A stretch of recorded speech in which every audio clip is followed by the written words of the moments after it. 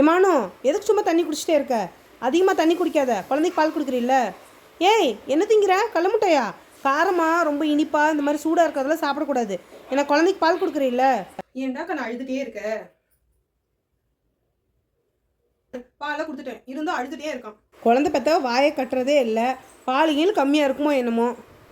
ஆமாம், பால் தான் குறைஞ்சிச்சு. என்ன காரணம் தெரியுங்களா? குழந்தை பிறந்ததுலேருந்து நான் ராத்திரி எல்லாம் தூங்குறதே இல்லை. என்ன இதில் ஒரு அதிசயமா? குழந்தை பிறந்தா எல்லாம் அப்படித்தான் இருக்கும் அப்படின்னு நீங்க சொல்லலாம். குழந்தைக்கு நைட்டெல்லாம் பால் கொடுத்துட்டே இருக்கங்காட்டி எனக்கு சுத்தமா தூக்கல. சரி பகலாவது தூங்கலாம் அப்படின்னு சொல்லி பார்த்தா பகல்ல குழந்தை தூங்குற நேரத்துல நான் வீட்டில் எல்லா வேலையும் செய்யறேன். குழந்தைக்கு பால் நல்லா இருக்கணும் அப்படின்னா அதுக்கு ஒரு அம்மாக்கு தேவையானது என்ன தெரியுங்களா? ஒரு நல்ல தூக்கம் வேணும். மெயினா மன அழுத்தம், இந்த ஸ்ட்ரெஸ் சுத்தமா இருக்கவே கூடாது. நம்மளை சுத்தி எப்பவுமே பாசிட்டிவா இருக்கணும். பாசிட்டிவா குடும்பத்துல ஒரு 4 வார்த்தை நல்ல விதமா பேசணும். குழந்தை அம்மாவோட இணக்கமா இருக்கணும். கொஞ்சமாவது அம்மாக்கு ரெஸ்ட் கிடைக்கணும். இதுல ஏதாச்சும் ஒன்னாச்சு எனக்கு இருக்கா? சொல்லுங்க பார்க்கலாம். கேவலமா அட்வைஸ் பண்றது விட்டுட்டு ஒரு மணி நேரம் குழந்தைய பாத்துக்கோங்க, நான் கொஞ்ச நேரம் தூங்குறேன்.